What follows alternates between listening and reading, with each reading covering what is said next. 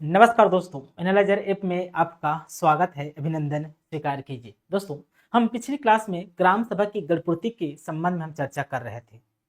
गणपूर्ति का नियम क्या होगा, गणपूर्ति कहते किसे हैं, इन सारी चीजों पे हम डिस्कस कर चुके हैं। मान लो ग्राम सभा की गणपूर्ति हो जाता है तो उस बैठक में, उस सम्मेलन में कुछ कार्यवाही होंगे, कुछ मुद्दों पर चर्चा किया जाएगा। तो उन मुद्दों पर या उन कार्यवाहियों का भाषा क्या होगी और उस कार्यवाही की पुष्टि कौन करेगा, इसके संबंध में भी पढ़ लेते हैं जी। देखिए, हेडिंग है हमारा सम्मेलन की कार्यवाही पंजी एवं भाषा। उसकी भाषा क्या होगी, ये पहली बात याद रखना है। और दूसरा, उस कार्यवाही की पुष्टि कौन करेगा। तो एक तरफ फ्लो चार्ट में बनाइए कार्यवाही पंजी की भाषा। कार्यवाही पंजी की भाषा, पंजी की भाषा क्या होगी, इस पर चर्चा करेंगे। दूसरा, कार्यवाही की पुष्टि कौन करेगा, कार्यवाही की पुष्टि कौन करेगा, इसके संबंध में, ठीक ना। अब जो भी कार्यवाही होगी उस ग्राम सभा में, उस ग्राम सभा की कार्यवाही की भाषा हिंदी होगी, याद रखना है। क्या होगी भाषा, भाषा पूछेगा तो हिंदी लेना है, छत्तीसगढ़ी नहीं दोस्तों, ठीक है ना। हिंदी भाषा होगी।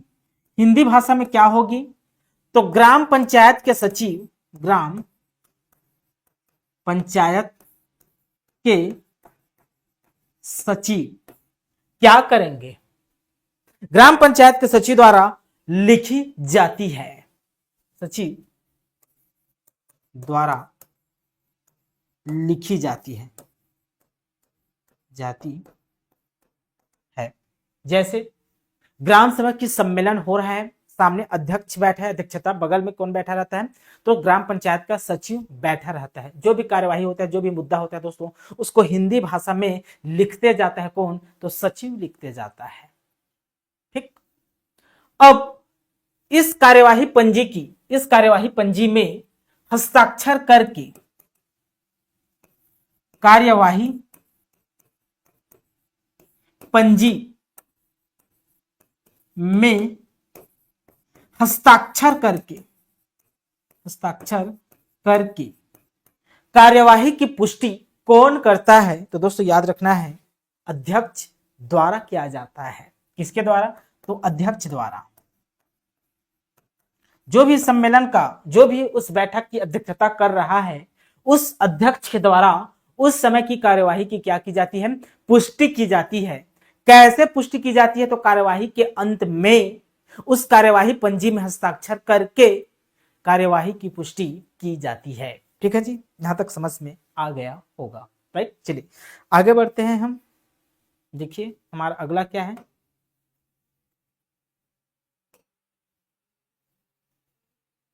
देखिए ग्राम सभा में गणपूर्ति ना होने की स्थिति में क्या होगा, इसके संबंध में पढ़ लेते हैं।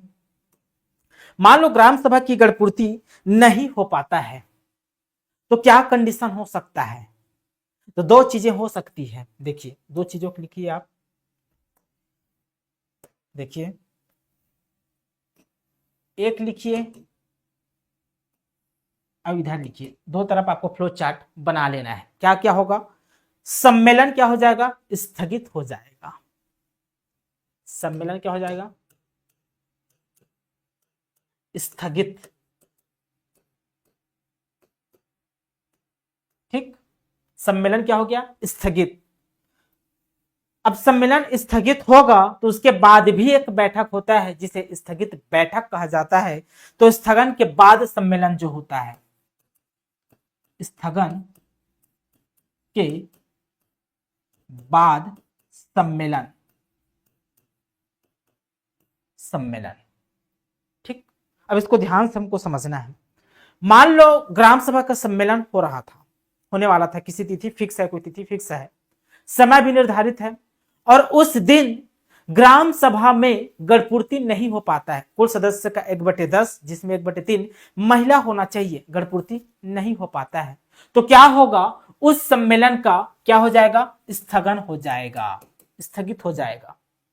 स्थगित मतलब कुछ समय के लिए, वह कुछ समय कुछ दिन हो सकता है, कुछ समय कुछ दिन के लिए उस बैठक को क्या कर दी जाती है, स्थगित कर दी जाती है। तो स्थगित कौन करता है, इस पे प्रश्न पूछा जाता है। तो स्थगन कौन करता है, कौन स्थगन करेगा, कौन? तो आंसर होगा अध्यक्ष करता है। कौन करता है जी? अध्यक्ष करता है। जो उस बैठक का अध्यक्षता कर रहा था या अध्यक्षता करने वाला था, वह व्यक्ति उस बैठक की क्या कर देता है, स्थगन कर देता है। स्थगित करने के बाद कुछ निर्धारण भी किया जाता है, कुछ निर्धारित की जाती है। तो निर्धारण क्या हो जाएगा, निर्धारण लिख लीजिए। क्या निर्धारित की जाती है उसमें? निर्धारण में आएगा दोस्तों क्या, आगामी बैठक की, आगामी बैठक की तारीख, समय निर्धारित की जाती है, निर्धारित की जाती है। ठीक, पहली बात तो बैठक को हम क्या कर दिए, स्थगित कर दिए। और आगामी बैठक की क्या की जाती है, समय, तिथि, दिन निर्धारित की जाती है एक नई सूचना के माध्यम से। माध्यम क्या है, माध्यम एक नई सूचना के माध्यम से, नई सूचना, सूचना के माध्यम से जारी की जाती है, माध्यम से। ठीक, एक नई सूचना जारी की जाती है। ठीक है, क्लियर? अब आगामी जो बैठक होगा ना, उसी को कहा जाता है स्थगन के बाद सम्मेलन या बैठक। स्थगन के बाद जो भी सम्मेलन होगा या बैठक होगा, उसी को स्थगित बैठक भी कहा जाता है। क्या कहलाएगा ये, स्थगित बैठक, स्थगित बैठक कहलाएगा। इस स्थगित बैठक में क्या होता है, तो दोस्तों याद रखना है, इस स्थगित बैठक में कोरम की आवश्यकता नहीं होती है। कोरम मतलब गणपूर्ति। उस स्थगित बैठक में गणपूर्ति की आवश्यकता होती है कि नहीं होती है, अगर ये पूछा जाए दोस्तों तो याद रखना है आवश्यकता नहीं होती है, आवश्यकता नहीं होती, किसी भी प्रकार की गणपूर्ति की आवश्यकता नहीं होती है। राइट, और कुल 6 विषयों पर चर्चा नहीं की जाती। विषय, इस स्थगित बैठक में कुल 6 विषय पर, 6 सब्जेक्ट पर, विषय पर चर्चा नहीं होगी, चर्चा नहीं होगी। इन 6 विषयों पर चर्चा नहीं होगी, तो इन 6 विषय को भी पूछा जाता है कि वे कौन कौन से विषय हैं जिस पर स्थगित बैठक में चर्चा नहीं होती है। जब चर्चा नहीं होती है तो मतदान भी नहीं होगा। ठीक ना, तो 6 विषय को हम ट्रिक के माध्यम से समझ लेते हैं क्या क्या होगा। ठीक, पहला विषय आपको याद रखना है क्या, वार्षिक कार्य योजना।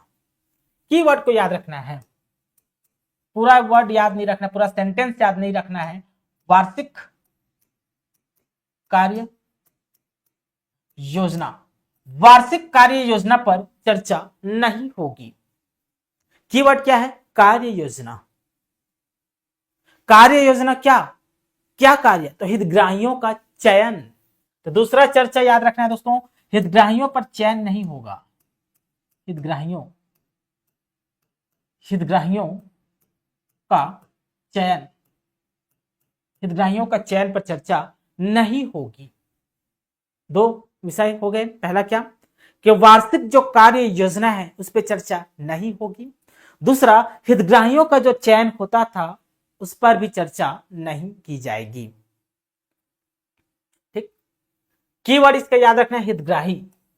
हितग्राही को लाभार्थी भी कहा जाता है, तो लाभार्थियों का चयन नहीं की जाएगी, ना ही लाभार्थियों के चयन पर चर्चा किया जाएगा। राइट। तीसरा शब्द आपको याद रखना है बजट। बजट पर चर्चा नहीं होगी, याद रखना है। किस पर? तो बजट पर चर्चा नहीं होगी। चौथा आपको याद रखना है क्या? वार्षिक लेखा। वार्षिक लेखा पर चर्चा नहीं होगी। ठीक, राइट। पांचवा आपको याद रखना है मेरे दोस्तों क्या? प्रशासनिक रिपोर्ट पर चर्चा नहीं होगी। पांचवा, प्रशासनिक रिपोर्ट।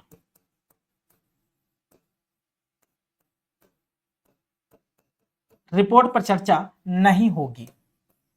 छठवा क्या है? तो छठवा, लेखा संपरीक्षा प्रतिवेदन पर या रिपोर्ट पर चर्चा नहीं होगी। लेखा संपरीक्षा, लेखा संपरीक्षा प्रतिवेदन, प्रतिवेदन पर चर्चा नहीं होगी। दोस्तों इसको कीवर्ड को बस याद रखना है आपको। कीवर्ड से ये सारा जो विषय है, ये 6 के 6 विषय आपको याद हो जाएंगे। केवल कीवर्ड को याद रखना है। क्या क्या कीवर्ड? पहला, कार्य योजना। कीवर्ड को याद रखना है, कार्य योजना। ट्रिक, अब ट्रिक बना रहा हूं मैं।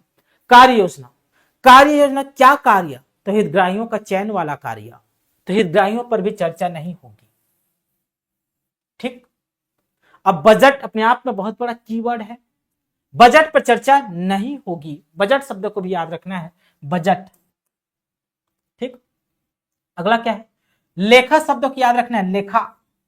बजट में क्या रहता है? लेखा जोखा का विवरण रहता है बजट में। बजट में लेखा जोखा का विवरण होता है, तो उस लेखा का भी क्या चर्चा नहीं होगी। ठीक। प्रशासनिक रिपोर्ट कीवर्ड को याद रखना है। प्रशासनिक रिपोर्ट, रिपोर्ट कीवर्ड है इसका, रिपोर्ट। इस रिपोर्ट पर चर्चा नहीं होगी। ठीक है। छठवां में आपको संपरीक्षा कीवर्ड को याद रखना है, संपरीक्षा। जैसे संपरीक्षा शब्द दिखे आपको टिक लगा देना कि इस पर चर्चा नहीं होगी। समझ में आ रहा होगा? आगे बढ़ते हैं। ठीक, यहां तक का आप स्क्रीनशॉट ले लीजिए या नोट्स बना लीजिए। चलिए दोस्तों फिर आगे बढ़ते हैं। चलिए आगे बढ़ते हैं हम। आगे क्या कहते हैं देखिए ध्यान से। बहुत ही मजेदार प्रश्न है ये। यहां से प्रश्न पूछने की संभावना बनता है दोस्तों। देखिए मान लो, सपोज कीजिए आप, क्या हो रहा है देखिए, सम्मेलन में निर्णय की प्रक्रिया, ग्राम सभा का क्या होता है? सम्मेलन होता है ग्राम सभा का। उस सम्मेलन में कार्यवाही होंगी, कुछ मुद्दों पर चर्चा होगा। राइट भाई, कोई भी बैठक हो रहा है तो उस बैठक में कुछ ना कुछ कार्यवाही होंगे, कुछ ना कुछ मुद्दों पर चर्चा होगा। तो चर्चा होगा तो उसकी प्रक्रिया क्या है, उसमें कैसे निर्णय लिया जाएगा, इसके संबंध में डायरेक्ट प्रश्न पूछा जा सकता है। तो क्या क्या प्रक्रिया है इसके संबंध में, इसको हम समझ लेते हैं। देखिए सम्मेलन में निर्णय की प्रक्रिया, जब भी सम्मेलन होगा और निर्णय होगा तो उस सम्मेलन में कोई ना कोई अध्यक्षता करते रहता है। या तो अध्यक्ष, या तो सरपंच करेगा, या तो उप सरपंच करेगा, या ग्राम सभा का कोई स्थानीय व्यक्ति करेगा अध्यक्षता। तो जो अध्यक्षता करेगा वो अध्यक्ष होगा, उसके कुछ राइट्स होंगे, कुछ अधिकार होंगे उसके पास, तभी तो अध्यक्षता कर रहा है ना वो, है ना। तो अध्यक्ष का एकाधिकार लिखिए। उस अध्यक्ष का अधिकार क्या होता है? अध्यक्ष का एकाधिकार, उस अध्यक्ष का एकाधिकार क्या है, मोनोपोली क्या है, उसके स्पेशल राइट्स क्या है, इसको हम समझ लेते हैं।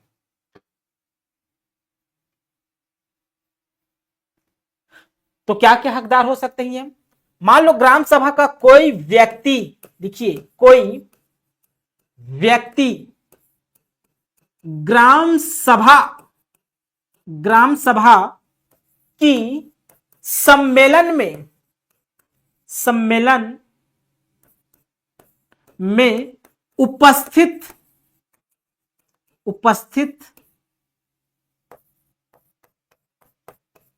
होने का हकदार हकदार है या नहीं। कोई व्यक्ति ग्राम सभा के सम्मेलन में उपस्थित होने का हकदार है या नहीं,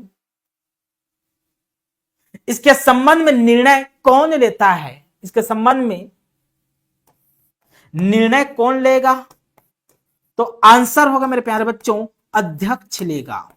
ये अध्यक्ष का एकाधिकार है कि कोई व्यक्ति ग्राम सभा के सम्मेलन में उपस्थित होगा या नहीं होगा, इसके संबंध में जो निर्णय लेता है वो अध्यक्ष लेता है। कैसे निर्णय लेता है, तो कैसे को भी पूछा जा सकता है। देखिए कैसे लेगा, कैसे, तो मतदाता सूची होता है, प्रत्येक ग्राम की अपनी एक मतदाता सूची होता है। तो मतदाता सूची में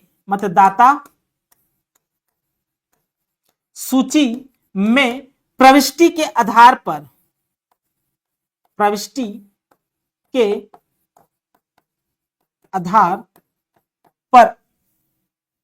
प्रत्येक ग्राम की अपनी एक मतदाता सूची होती है, उसमें प्रविष्ट एंट्री नंबर किसका नाम है कि नहीं है, उस सूची के आधार पर उस सम्मेलन की अध्यक्षता करने वाला व्यक्ति यह निर्णय देगा कि कोई व्यक्ति ग्राम सभा के सम्मेलन में उपस्थित होगा कि नहीं होगा। ठीक, और उस अध्यक्ष का निर्णय अंतिम होता है। यहां लिख लीजिए, निर्णय क्या होगा, निर्णय अंतिम होगा मेरे प्यारे बच्चों। अंतिम शब्द का मतलब यह होता है कि उसे कहीं भी चैलेंज नहीं किया जा सकता, उसे कहीं और उस अध्यक्ष के निर्णय को कहीं और चुनौती नहीं दी जा सकती। यह है अध्यक्ष का एकाधिकार, अध्यक्ष का राइट्स। अब इस अध्यक्ष या अध्यक्ष जो भी अध्यक्षता कर रहा है, वह अध्यक्ष कुछ निर्णायक मत भी देते हैं, निर्णायक मत देते हैं। निर्णायक मत देंगे। निर्णायक मत कब देते हैं अध्यक्ष या सभापति, कब पूछे तो मत समान होने की स्थिति में। कब, तो मत समान होने की स्थिति में, मत समान होने की स्थिति में देता है। कौन देता है, तो दोस्तों अध्यक्ष देता है। इसको समझिए, जैसे मैं सामने अध्यक्षता कर रहा हूं किसी सम्मेलन का, सामने लोग बैठे हैं, किसी विषय पर क्या हुआ, चर्चा हुआ, मुद्दा हुआ, तो हम मतदान करा ले उस विषय पर। मान लो दो पक्ष निकल के आए, दोनों का मत क्या हो गया, बराबर हो गया, टाई हो गया। तब के स्थिति में जो अध्यक्षता करने वाला व्यक्ति है वह निर्णायक मत देता है। क्या, निर्णायक मत देता है। ठीक, अब जो भी निर्णय होगा वह निर्णय कैसे होगा, निर्णय कैसे लिया जाएगा दोस्तों, उस बैठक की, उस निर्णय का तरीका क्या है, निर्णय का तरीका क्या है, तो याद रखना है बहुमत के आधार पर निर्णय लिया जाता है। बहुमत के आधार पर निर्णय लिया जाता है, याद रखना है, बहुमत के आधार पर। बहुमत के आधार पर निर्णय क्यों, आखिर क्यों बहुमत के आधार पर निर्णय लिया जाता है, तो दोस्तों ये जो बहुमत है ना, ये बहुमत लोकतंत्र की खूबसूरती है, लोकतंत्र को मजबूत बनाने का कार्य करता है। और भारत एक बहुत बड़ा लोकतांत्रिक स्टेट है। जहां जहां डेमोक्रेसी पाया जाता है वहां वहां दोस्तों बहुमत पाया जाता है। समझ में आ रहा है ना, तो जो निर्णय लिया जाता है वह बहुमत के आधार पर लिया जाता है। ठीक, यह है आपकी सम्मेलन में निर्णय की प्रक्रिया। ठीक है, यहां तक आपको समझ में आ गया होगा मेरे प्यारे बच्चों। आगे बढ़ते हैं।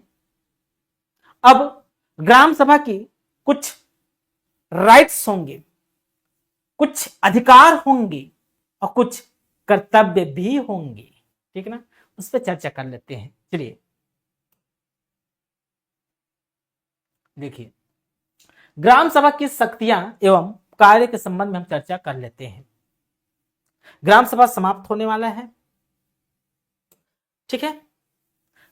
तो ग्राम सभा की शक्ति क्या होंगे और उनके कार्य क्या होंगे, इसका संबंध में चर्चा कहां की गई है दोस्तों? तो धारा को पूछा जाता है तो छत्तीसगढ़ पंचायती राज अधिनियम 1993 के धारा 7 में इसकी चर्चा की गई है। धारा 7 में, 7 से धारा 7 से 7 से शक्ति, 7 से शक्ति, ग्राम सभा की शक्ति, ठीक है ना। ट्रिक याद रखना है, शक्ति पूछे तो 7 में स शब्द आ रहा है, शक्ति भी, तो शक्ति, ग्राम सभा की शक्ति 7 में।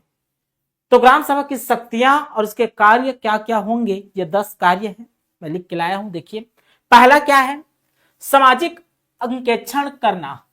सामाजिक अंकेक्षण का कार्य कौन करता है अगर आपसे पूछे तो याद रखना है ग्राम सभा करता है, सामाजिक अंकेक्षण का कार्य, राइट। दूसरा, मॉनिटरिंग, नियंत्रण, आय व्यय का अनुमोदन कौन करता है? आय व्यय का अनुमोदन या ग्राम पंचायत के बजट का अनुमोदन बोले तो दोस्तों ग्राम सभा करता है। सार्वजनिक भूमि का प्रबंधन, जितने भी दोस्तों पब्लिक लैंड है, सार्वजनिक भूमि है, इसका प्रबंधन, मैनेजमेंट, ग्राम सभा की संपत्ति की देखभाल करना कौन करता है? तो ग्राम सभा करता है, ठीक है। जो भी ऑडिटिंग है, अंकेक्षण व लेखाओं पर विचार भी कौन करता है? तो दोस्तों तो ग्राम सभा करता है, ठीक। गरीबी रेखा से संबंधित योजनाओं का अनुमोदन, हितग्राहियों का चयन, और हितग्राहियों का चयन कौन करता है? तो ग्राम सभा करता है। गरीबी रेखा से संबंधित योजनाओं का अनुमोदन, ग्राम सभा। छठवां, कार्यान्वयन से पूर्व योजनाओं का अनुमोदन करना। सातवां, सामाजिक व आर्थिक विकास से संबंधित योजनाओं का प्रस्ताव कौन लाता है दोस्तों? तो ग्राम सभा लाता है। आठवां, बुनियादी सुविधाओं की उपलब्धता सुनिश्चित करना, ठीक है। नौवां, जन साधारण के बीच सामान्य चेतना में अभिवृद्धि करना। 10वां, गरीब व्यक्तियों की चिकित्सीय सहायता के लिए ऋण एवं मंजूरी प्रदान करना। यह ग्राम सभा की क्या है दोस्तों? शक्ति है। सामान्य क्षेत्र में, अनुसूचित क्षेत्र में कुछ और भी संस्कृति से संबंधित होते हैं जिसको हम पेशा अधिनियम में विस्तार से पढ़ेंगे दोस्तों, ठीक ना, ठीक। ये रहा दोस्तों हमारी ग्राम सभा। ग्राम सभा के जितने भी इंपॉर्टेंट फैक्ट हैं सारे मैं क्लियर कर दिया हूं। इससे बाहर प्रश्न नहीं जाएगा, ये मैं दावा करता हूं जी। इससे बाहर कुछ भी पढ़ने की आवश्यकता नहीं है। जो भी है इसी को बार बार रिवीजन कीजिए, एक भी बाहर प्रश्न नहीं जाएगा, ये मेरी गारंटी है। अगर ग्राम सभा से प्रश्न पूछा तो कल से पढ़ेंगे हम ग्राम पंचायत के बारे में। इससे पहले मैं ग्राम सभा के कुछ इंपॉर्टेंट फैक्ट हैं, कुछ मिसलिनियस पॉइंट हैं, उस पर भी मैं डिस्कस कर लेता हूं। देखिए क्या क्या इंपॉर्टेंट पॉइंट है इसके संबंध में। देखिए लिखिए, इंपॉर्टेंट फैक्ट करके हेडिंग बनाइए।